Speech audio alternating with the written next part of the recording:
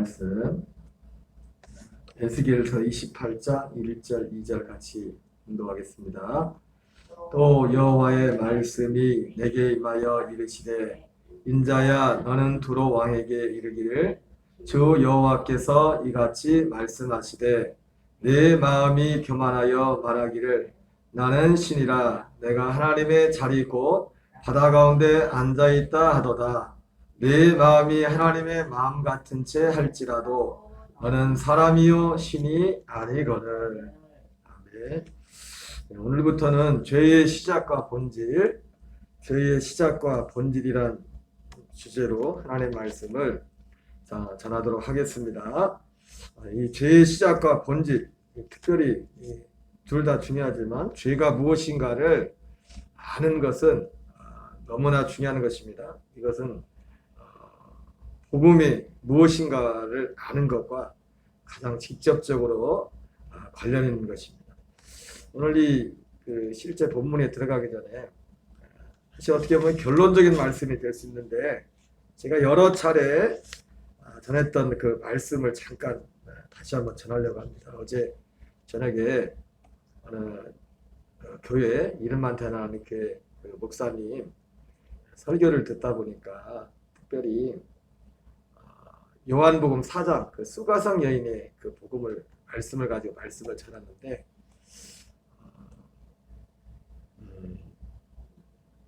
그 말씀이 여러분 이 수가성 여인의 그 예수님을 만난 사건을 어떻게 보냐에 따라서 이게 복음이 무엇인가를 그 구분하는데 굉장히 하늘과 땅 차이의 결과를 가져오게 됩니다.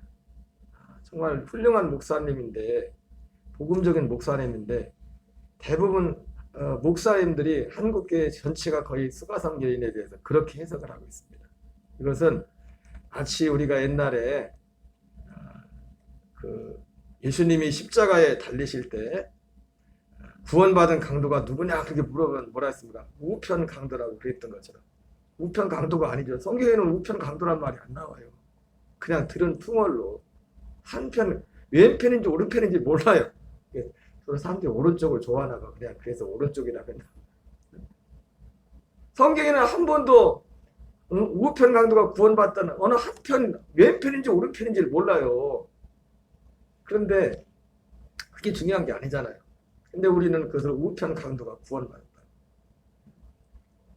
그런 것처럼 이 수가성 여인에 관해서 여러분 수가성 여인의 이 요한복음 4장의 핵심이 뭡니까? 이 여인을 어떤 여자로 보느냐에 따라서 하늘과 땅 차이, 이 성경 해석이 하늘과 땅 차이가 됩니다.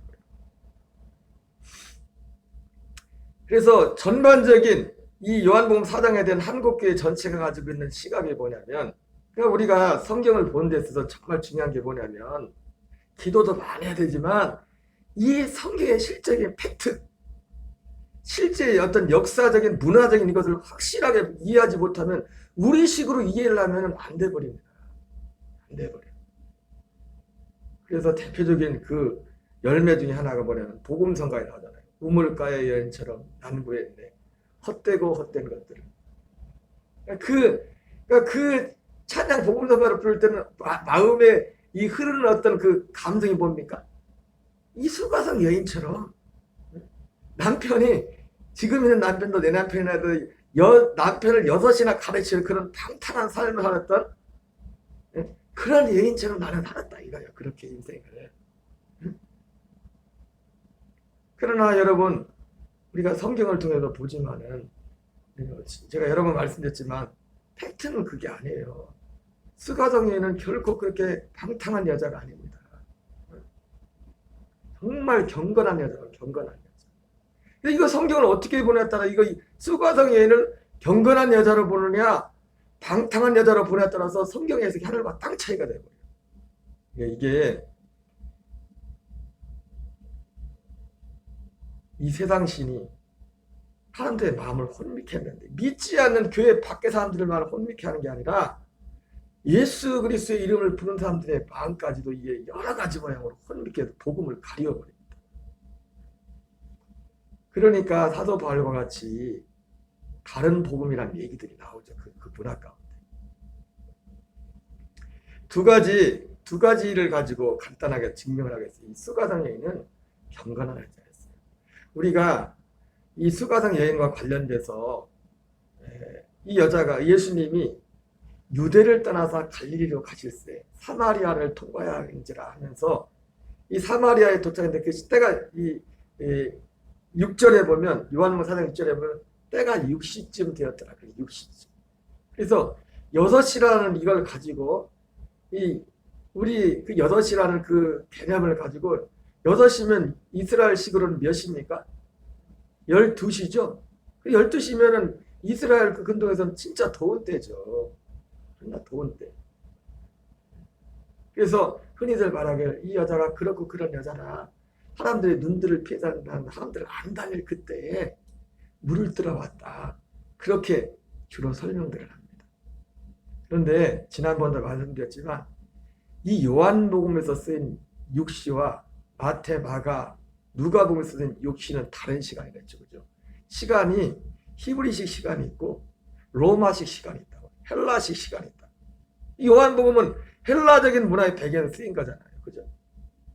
그래가지고 이 육시라는 것은 그냥 육시만 되기 때문에 그대로 요한복음 6장에 되면 새벽 6시가 될 수 있고 저녁 6시가 될 수 있는 겁니다. 시간이.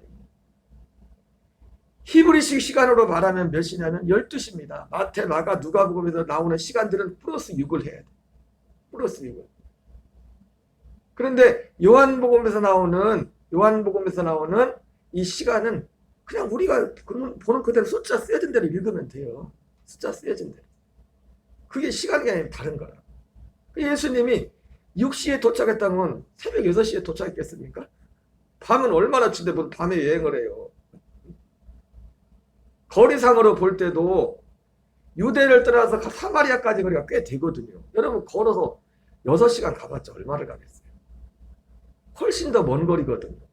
그러니까 저녁쯤 도착한 것도 맞고 시간적으로 볼 때도 그래서 여러분 이 요한복음에 보면 요한복음 19장에 보면은 19장 14절에 보면은 예수님이 십자가 달리실 때 빌라도에게 새벽에 대장과 서기관들이 예수님을 끌고서 어디로 갑니까? 이 목요일 저녁에 예수님이 잡히잖아요. 잡혀가지고 밤새 여기 끌려가고 저기 끌려가면 예수님이 고생하시다가 새벽녘에 대장과 서기관들이 누구한테 가나 예수님을 빌라도에게 데리고 간단 말이에요. 새벽녘에. 새벽이면 6시를 새벽이라고 좀 이르죠. 그죠? 4시나 5시쯤 그 전에 3시쯤 될 수도 있고 4시쯤 될 3시 4시에 또 따라가면 또 그렇네.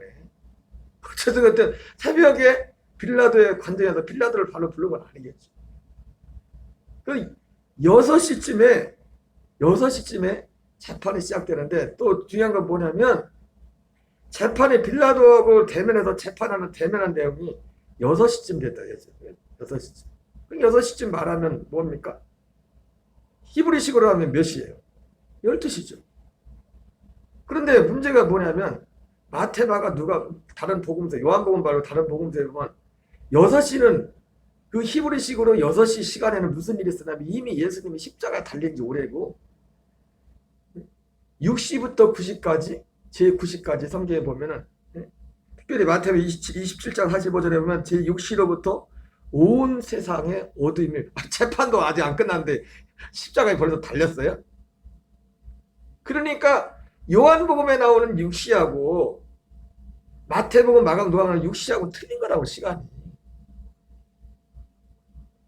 그러니까 여러분 이게 고정개념이 딱 바뀐 사람들 마음에 성경 해석에 다 모든 성경이 마치 예수님이 사마리아에 도착한 것이 점심때 도착한 것처럼 그렇게 돼요. 그래서 현대인의 성경에 보면 낮 12시라고 돼 있어요. 낮 12시. 그리고 세번역에 보면 오정쯤 되어서 이렇게 도착합니다. 그리고 공동번역에 보면 정오쯤 되어서 예수님이 도착한. 성경을 다 그렇게 해석해 버렸어.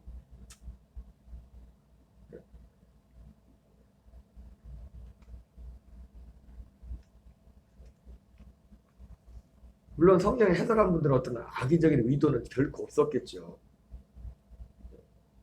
없었겠지만 그러나 이것은 결과적으로 굉장히 이 하나님의 복음을 죄가 뭔지를 이 분별하는데 복음이 뭔지를 아는데 굉장한 걸림돌이 됩니다. 이거 성경을 어떻게 보냐에 따라서 이걸 이렇게 봐버립니다. 그리고 이 여자는 이 전제본과 수가성 여인은 지극히 정상적인 여인을 넘어서 경건한 여자였어요. 사람들이 아무도 안 다니는 12시 낮 햇빛 쨍쨍 찌는 그 시간에 물을 기르러 간 것이 아니라 창세기 24장에 보면 그 아브라함의 종 엘리에셀이 이삭의 아내를 구하기 위해서 밧단 아람으로 가죠. 그죠? 그때 밧단 아람에 가서 거기서 이제 우물가에서 주로 역사가 우물가에서 만나죠.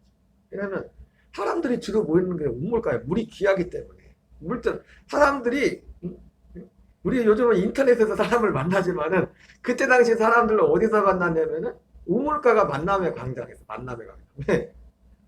뭐 사람들은 집집마다 그 사람들이 만날 장소가 물 들어가는 와야 되니까 집마다 우물이 있는 게 아니라 집집마다 그렇게 뭐 우물을 쉽게 파가지고 다 우물 하나씩 가지고 있는 것이 아니기 때문에 물을 뜨라는 그것이 만남의 광장이다. 근데 성경에는 뭐라고 되어 있냐면 저녁 때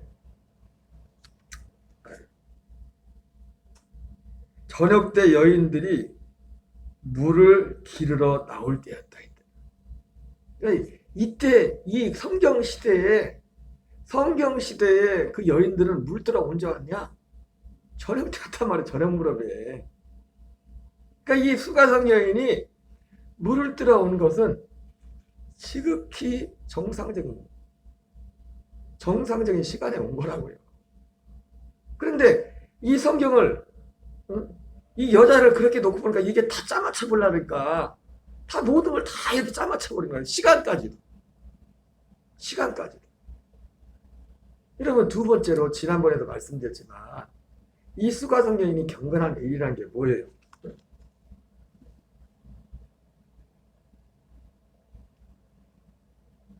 모세의 율법, 이 사람들은 모세의 율법을 철저히 믿던 사람이었어요. 어떻게 요즘 같은 세상도 그런데 여러분, 모세의 율법이었던 우리나라도 조선시대나 이런 시대에 어떤 한 여자가 이렇게 했다고요. 남자를 6을 가르쳤다고 5을. 그 여자가 살겠어요? 벌써? 육교의 법도에도 살아남을 수가 없어요. 돌에 맞아 죽어도 율법에 의하면 돌에 맞아 죽어도 몇 번을 맞아 죽을 죄라고요. 이 여자가. 그 문화에서. 이 사마리아 지역에. 사마리아는 특별히 모세 오경을 철저히 모세 오경. 그리고 이 여인이 예수님과 대화하는 그런 장면들을 보면 이 여인이 성경 지식이 아니거든요. 말 한마디 한마디가 그냥 버릴 말이 하나도 없어요.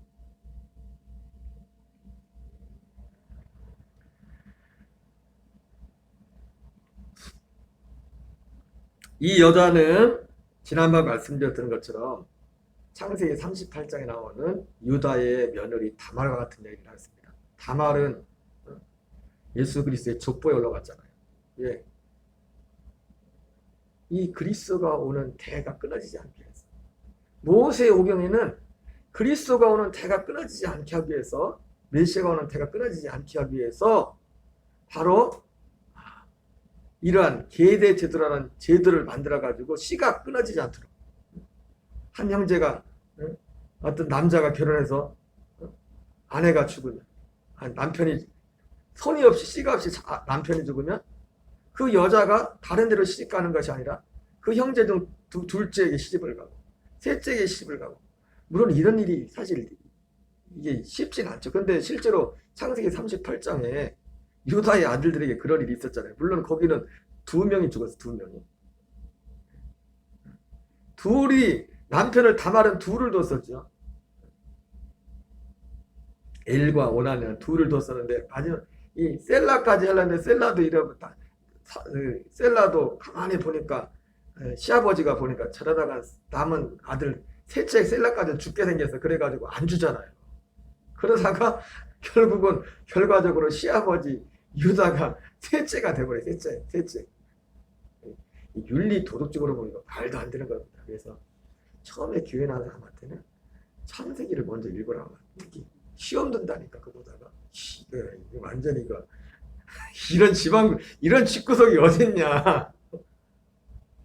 윤리 도덕적으로 보면 웃긴 겁니다. 말도 안 돼요. 말도 안 돼. 그럼 그렇다고 지금 우리가 지금 그렇게 하면 안 됩니다. 이때 문화에서 어떤 그 특수한 문화에서 그게 허용이 됐던 거지.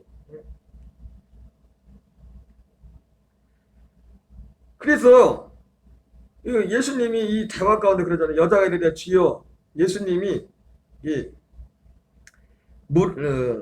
물을 마시는 자마다 다시 목마르려니와 내가 주는 물을 마시는 자는 영원히 목마르지 아니하리니 내가 주는 물은 그 속에서 영생하도록 솟아나는 샘물이 되리라. 이 여자가 뭐랍니까? 주여 그런 물을 내게 주사 목마르지도 않고 또 여기 물기르러 오지도 않게 하옵소서. 그랬더니 이 예수님이 뭐랍니까? 네 남편을 불러와라 가서. 여자가 뭐랍니까?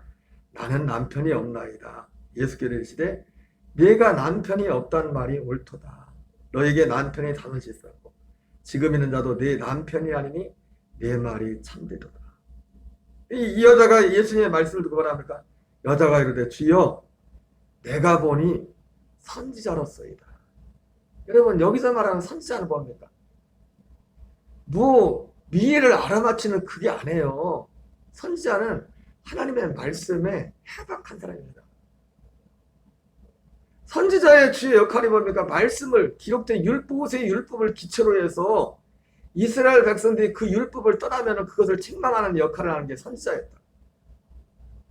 그러니까 이 여자가 가만히 보니까 자기 자신이 자기 율법대로 율법에 이걸 지키기 위해서 메시아가 이걸 지키려 산 사람이거든요.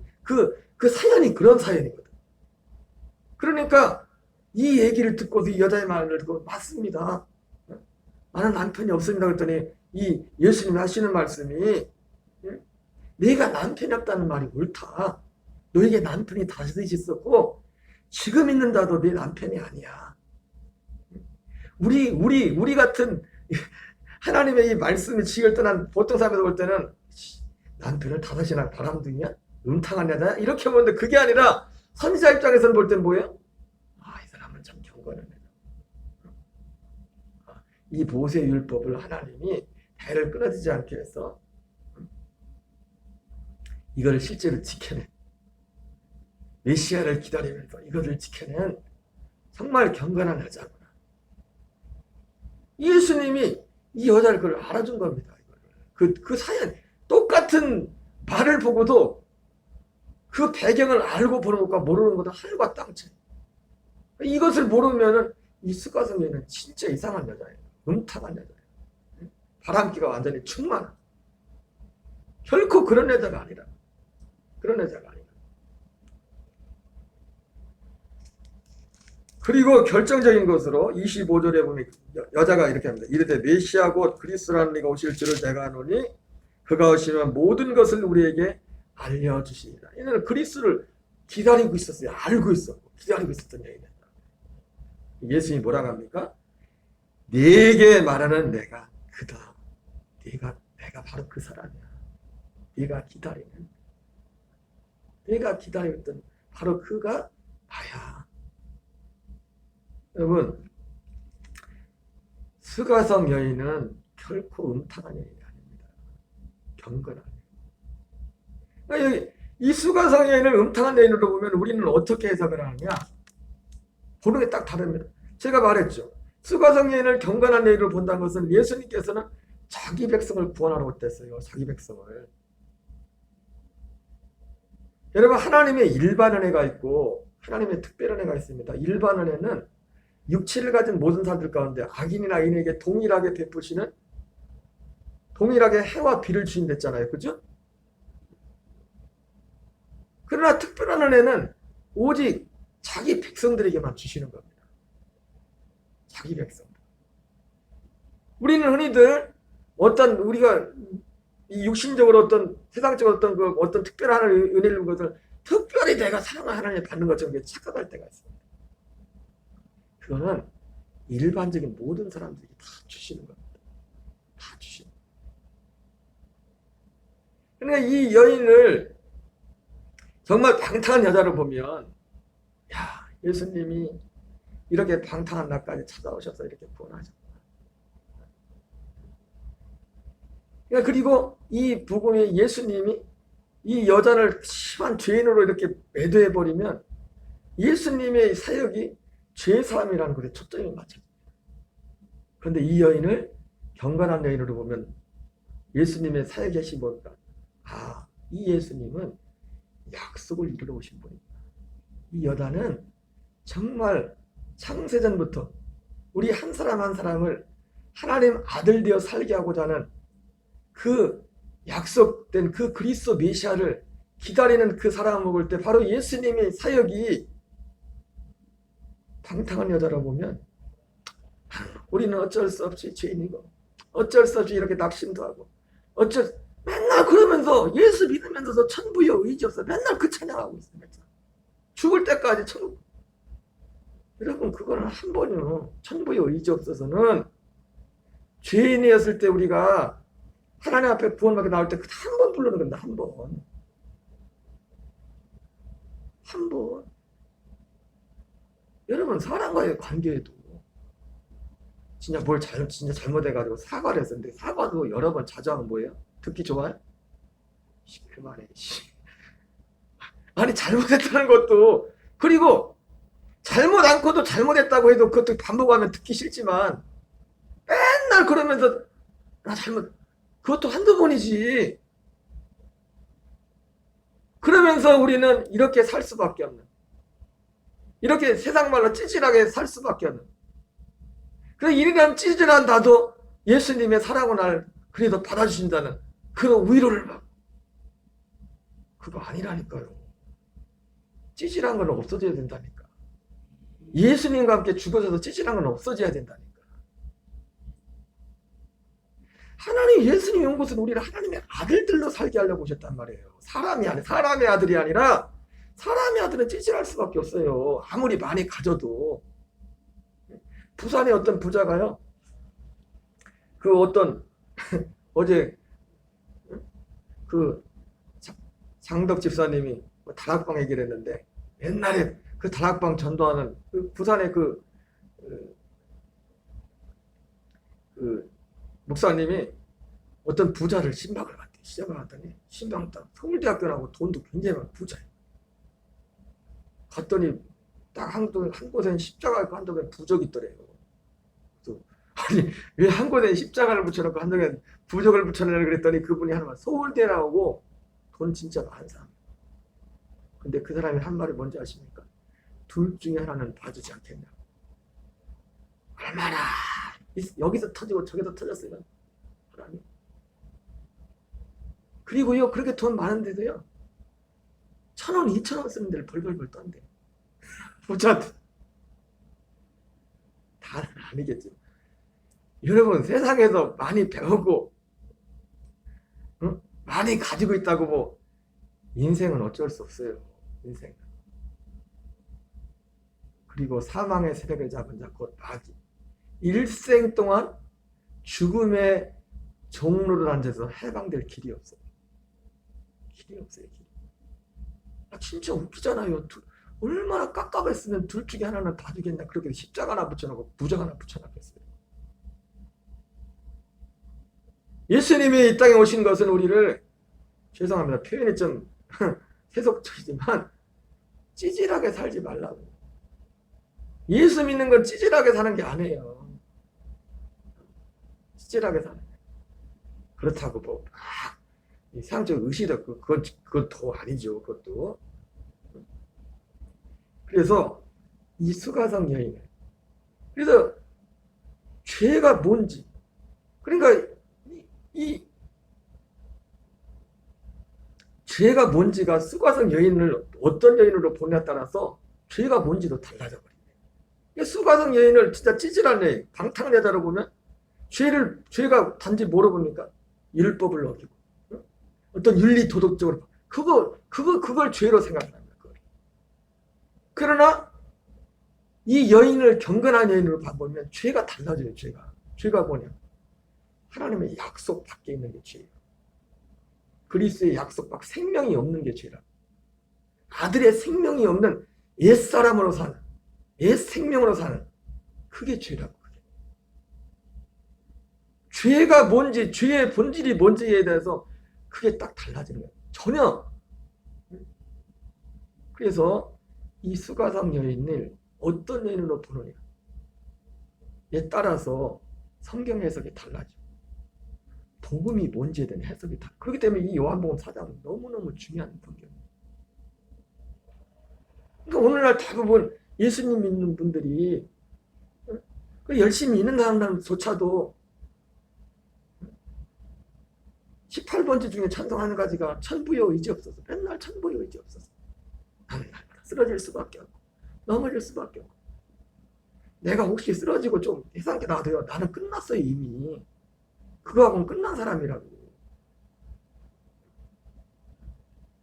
그건 끝난 사람이라고.